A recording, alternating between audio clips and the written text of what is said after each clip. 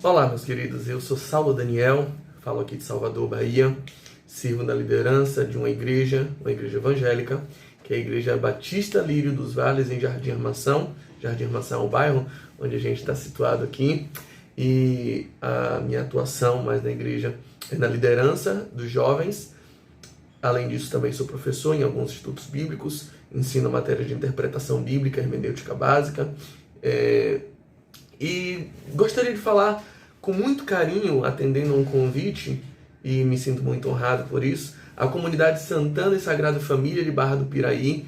Um beijo especial no coração de vocês, agradeço muito pela confiança e por essa fraternidade, em podermos estar dialogando, em poder estar conversando com vocês, ainda que remotamente, e compartilhar um pouco do que está no nosso coração acerca dessa pergunta/desafio que me foi encaminhada. O pessoal pediu que eu falasse o seguinte: quais os desafios da maior unidade entre os cristãos e que passo podemos dar nesse ano de 2021? Falar de unidade é também falar de ecumenismo. E eu lanço mão das palavras do professor Gottfried Breckenmeyer, quando ele fala de alguns desafios à implantação e à efetividade de um ecumenismo entre nós cristãos. Ele fala de pelo menos 3 barreiras, 3 desafios.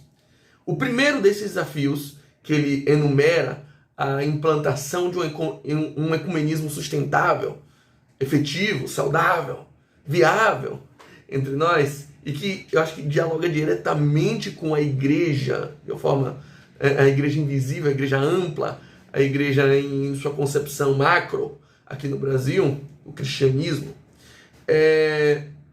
A acepção do termo. Ecumenismo virou um sinônimo de algo indesejável em muitos ambientes. Virou sinônimo de sincretismo, quando na verdade ela remete à concepção grega do oikomenes, da casa habitada, do lugar onde há gente, do lugar onde há movimento, de uma casa onde tem várias pessoas reunidas, da reunião, da fraternidade, do espírito de ajuntamento. Essa é a acepção original da expressão, da palavra. Mas não, a gente transformou em sincretismo. E por isso, quando se fala em ecumenismo, dentro de muitos ambientes, parece que eu estou evocando uma figura maligna. O ecumenismo foi demonizado. Então, acho que o primeiro desafio que a gente pode enfrentar é: vamos mudar o nome. E aí, inspirando Shakespeare, será que a rosa teria um perfume menos doce se o nome dela fosse qualquer outro que não rosa? Então chama de rosa. Que os protestantes renunciem o seu Capuleto, os católicos renunciem o seu Montecchio, e os de outras crenças renunciem o que tiver que ser renunciado, se a questão é só terminológica, é só nome. Vamos chamar de Jujuba. Eu prefiro chamar de unidade. Vamos chamar de unidade. Além desse desafio terminológico, desse desafio de nomenclaturas, a gente tem um desafio muito grande, que é a barreira institucional. Infelizmente, a gente se acostumou a ler a Bíblia, a ler as nossas concepções cristãs, a ler os nossos dogmas, para aprender a nos relacionar com as pessoas com base na estrutura, com base na instituição, no institucionalismo. Ou seja, você é meu irmão a partir do momento em que você encampa a mesma placa, a mesma denominação que eu. Eu não posso chamar alguém que é da comunidade Santana e Sagrada Família de Barra do Piraí de irmão, porque ele é um católico, eu sou um protestante. Esse é um sistema de Babel, babilônico. É aquele sistema que coopera enquanto estamos construindo a mesma torre, e com a ilusão de que construindo essa torre iremos agradar e alcançar e transcender até Deus. Isso é uma loucura, uma esquizofrenia que tomou conta do cristianismo no Brasil. O relacionamento a partir da estrutura, o conhecimento do outro a partir da estrutura. A primeira pergunta que eu faço para alguém quando ele se diz cristão é: cristão o quê? Vamos lá. Sabe, o humano, ele tem valor a depender da crença, a depender da estrutura onde ele está. Isso é uma barreira que não me permite me relacionar além das 4 paredes que me cercam. Aqui no Brasil, esse talvez seja o maior dos obstáculos. Ainda a concepção institucional. Há pouco tempo eu conversei com um grande amigo que é missionário no Egito, e ele diz assim: cara, no Egito a coisa mais carnal, mais anti-espiritualizada que uma pessoa pode perguntar é: vem cá, você é católico ou você é protestante? Porque lá eles têm um inimigo comum, eles são perseguidos, eles são mortos pelas suas crenças. Então eles percebem o quanto isso é chocarrice, o quanto isso é pequeno, o quanto isso é infantil. Essas defesas institucionais, essas barreiras de estruturas que a gente coloca. Isso é um grande desafio aqui no Brasil. E o terceiro grande desafio que eu vejo, e que o professor Gottfried Breckenmeyer cita, e que eu considero muito pertinente aqui no Brasil, é a guerra teológica. E aí, quando a gente tem guerras teológicas, a gente percebe que eu penso de um jeito, você pensa de outro. Que nós temos diferenças que não deveríamos afastar. Assim como o pé não é afastado da canela, porque ele é diferente, assim como o joelho não é afastado da coxa, assim como mão e pé, sendo tão diferentes, constituem o mesmo corpo. A gente não entende que a alusão do apóstolo São Paulo em 1 Coríntios capítulo 12, de que somos parte de um corpo e que o cristianismo constitui sim a estrutura corporal de um humano em sua melhor das alegorias. Isso importa na união de diferentes em prol de um mesmo propósito e não na reunião de iguais. A essência do cristianismo não é a uniformidade, é a unidade. A uniformidade é a união dos iguais.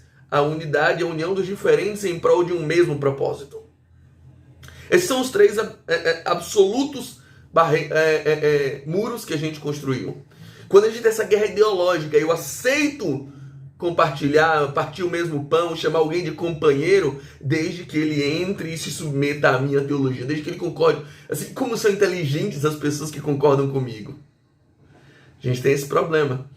Então, se a gente concorda em 90% da nossa teologia, mas tem 10% em que a gente tem diferenças, a gente prefere afastar por conta dos 10 do que se aproximar em função dos 90, que deveria nos unir muito mais do que nos separar.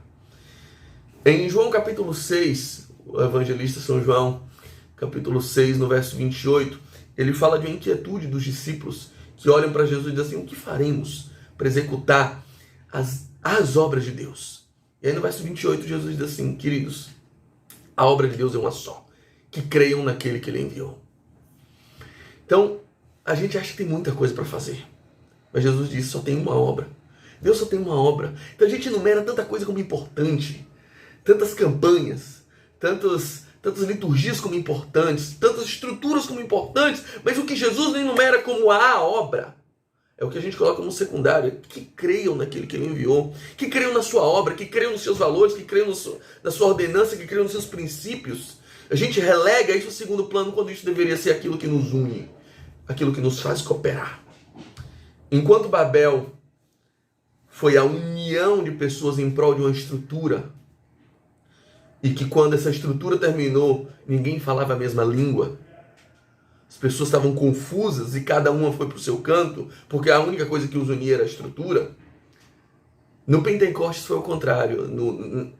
Na visão neotestamentária do Pentecostes, em Atos capítulo 2, enquanto celebravam a colheita, enquanto entregavam o seu melhor para Deus, as primícias, as pessoas estavam reunidas, e dentro de um lugar o Espírito Santo desceu e aquelas pessoas foram cheias de um carisma especial que possibilitou eles, dentro do seu lugar, de dentro da sua crença, de dentro da sua perspectiva religiosa, falar uma língua que todos os em volta entendiam.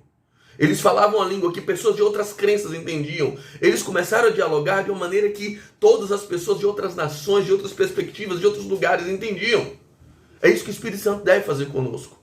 Deve nos possibilitar essa fala que seja compreendida. E como crianças não conseguem ver nada além do seu umbigo, das suas vontades, uma das primeiras coisas que a criança aprende a dizer é: eu quero, é meu. Os adultos, eles aprendem a ampliar perspectivas e compreender outras realidades. O meu desejo para a igreja, para o cristianismo em 2021 é maturidade. Vamos crescer, gente. Vamos crescer e entender que não somos mais crianças para ficar envolvidos em disputinhas. Que o Espírito Santo nos tome de uma vez por todas e de forma plena para nos dar crescimento, maturidade, para assim superarmos esses desafios. Um beijo e obrigado pela oportunidade. Que Deus abençoe e que o Espírito Santo tome com plenitude sempre e cada vez mais a comunidade santa.